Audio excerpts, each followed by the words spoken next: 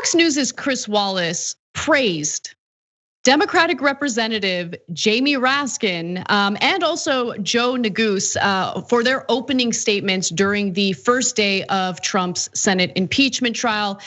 He was impeached in the House on one charge, and that's inciting an insurrection. And of course, that's related to the January 6th insurrectionists rioting the Capitol. And so Chris Wallace, of course, has been critical of Trump in the past. He's not one of these Lou Dobbs types who's just a loyalist and goes above and beyond in trying to pleasure the former president. Chris Wallace has actually been pretty fair in criticizing Trump on various issues. And it appears that this impeachment trial is one of those issues. So let's hear what he had to say about Representatives Raskin and Neguse. I thought it was a very powerful opening.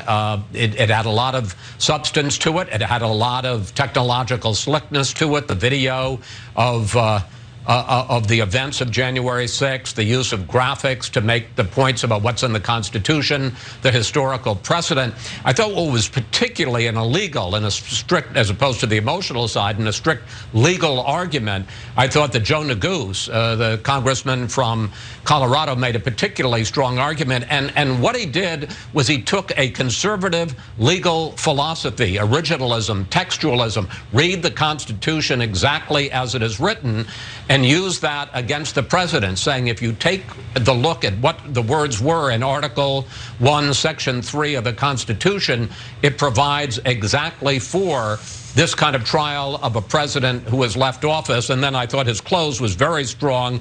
What happened on January 6th, he said, is the framers' worst nightmare come to life, and that a president can't inflame insurrection and run away. You're going to hear this expression over and over again. The fact that Neguse used language that typically appeals to conservatives might have been part of the reason why one of the Republican senators flipped from believing that the impeachment trial was unconstitutional to essentially voting that it is constitutional today, and that's Senator Bill Cassidy. He joined other so-called moderate Republicans, if you believe in such a thing, in voting in favor of this impeachment trial proceeding. Again, I mean, this is my speculation. Who knows what's in Cassidy's mind? But again, there were 45 Republican senators just last week who said that this impeachment trial was unconstitutional, that they didn't believe it was right. And then one of those senators just today flipped his decision, and that was Senator Bill Cassidy. But what did you think about Chris Wallace's statements there, Francesca? I mean, I think he's being fair. How is he? I mean, honestly, like, why hasn't he? I'm sure he's trying to leverage for a better deal at another network, right? That's probably happening, but like, he's there tethered to reality, you know?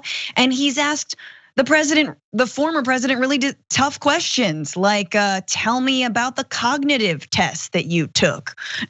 You know, like, didn't you have to count backwards from 100? So like, you know, tough questions for Fox News.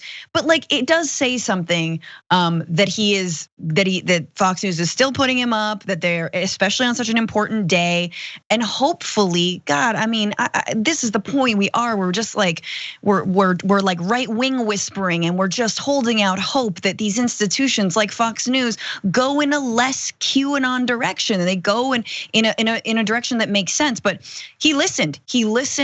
Probably listened to the Democrats' case more than the senators themselves who were sitting in the actual room. So that says Definitely. A lot. That it does say a lot, and to be fair, you know, we've talked about this before, but just to bring it up again, Raskin not only had you know, a really powerful point to make during his opening statement, he also provided evidence from the get-go, and this is what that looked like.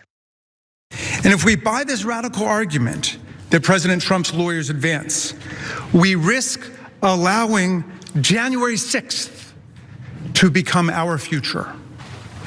I'll show you. We will stop the steal. And after this, we're gonna walk down, and I'll be there with you. We're gonna walk down.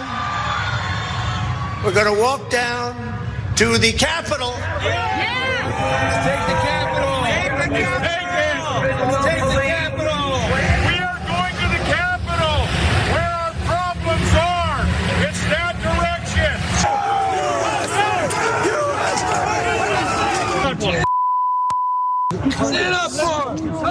outnumber you 1,000,000 to 1 out here, dude.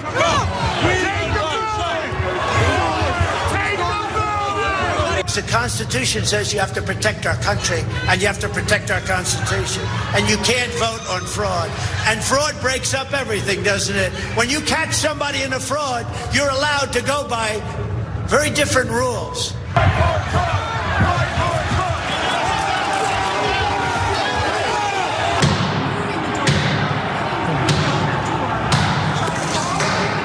We'll pause. Protesters are in the building. Thank you.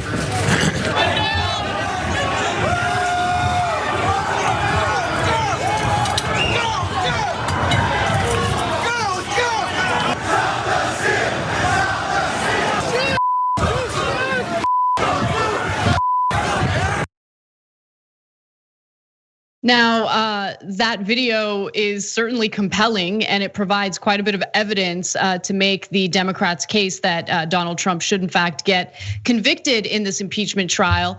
But it's also important to juxtapose what you just saw by Jamie Raskin to what Trump's lawyers did today. And we, in an earlier story, shared a snippet of Bruce Castor's disastrous opening statements, in which he admitted that Raskin's statements were so powerful that he had to change his strategy right then and there on the spot. And then he gave this weird, rambling, impromptu speech that didn't really have a point.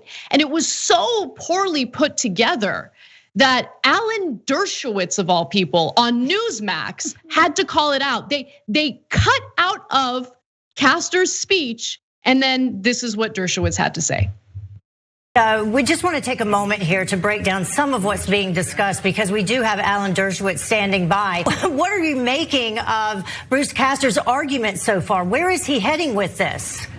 There is no argument. I have no idea what he's doing. I have no idea why he's saying what he's saying. He's introducing himself. I'm a nice guy. I like my senators. I know my senators. Senators are great people. Come on. The American people are entitled to an argument. I love to see it. I mean, not Alan Dershowitz, but I love to see them panicking over the disastrous defense of Donald Trump during this impeachment trial. Honestly, and to be realistic, not that it's gonna matter, Francesca. Again, you need 17 Republican senators to vote in favor of convicting Donald Trump here, meaning you need 2/3 of the Senate to convict him. Yeah. But still, I mean, it does show these Trump loyalists for who they really are, how they're willing to put Trump before the country. Yeah, when Dershowitz is going negative on your strategy, you know you don't have a chance in hell, except, oh yeah, they're all gonna vote to acquit. So you really don't need to try. You just, it's like when when you're like, your parent is also your teacher, or like your dad is the football coach. I don't know. I feel like there's something where it's like, it's gonna be a slam dunk anyway. We're just sort of going through the motions here. Everyone knows it's rigged in your favor. But what's interesting is what the lawyers are not saying, like, because they can't. There's will be no daylight being put between the rioters and Trump himself. Zero. Because Trump knows that's it. That is at his request. Do not make this mob turn on me. The mob that I sicked on Congress people, don't turn them on me, obviously, because one, I'm scared of them, and two, they're my homies.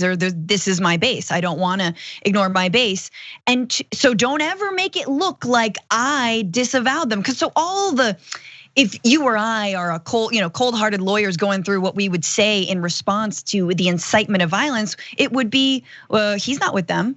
Oh, he doesn't support them. No. See, there was Stop the Steal A and there was Stop the Steal B, and you guys are all focused on B, but that was like not the plan. But no, they won't do that because that is their base. And so for every Senate Republican who's going to vote to acquit, they have to know that they look at a dude taking a dump on Nancy Pelosi's desk, wearing horns and going, yup, that's my voter.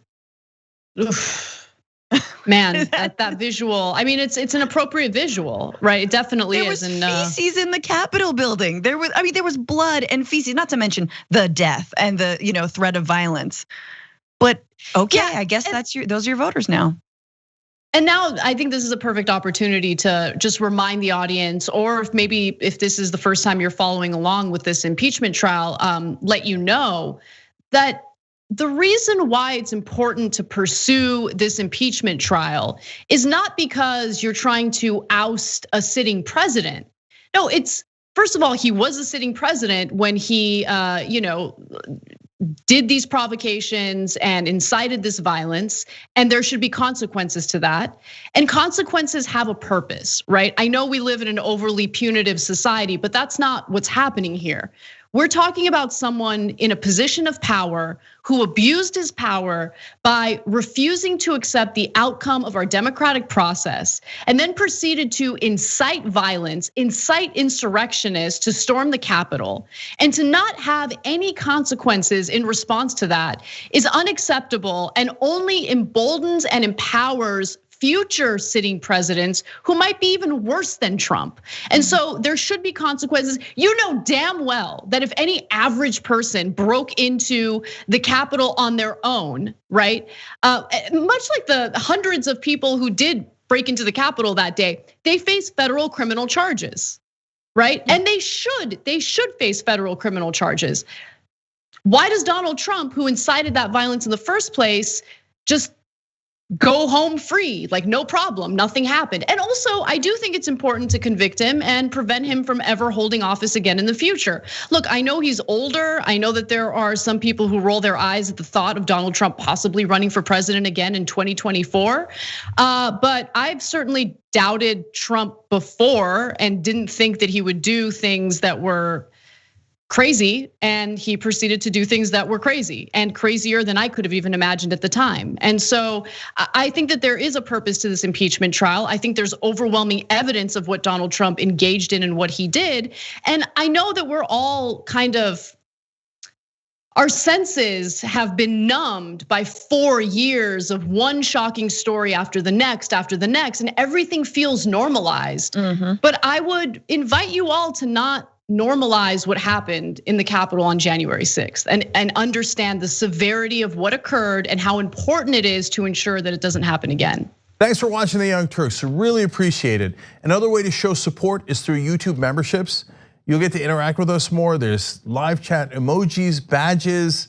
You've got emojis of me, Anna, John, JR. So those are super fun. But you also get playback of our exclusive member-only shows and specials right after they air.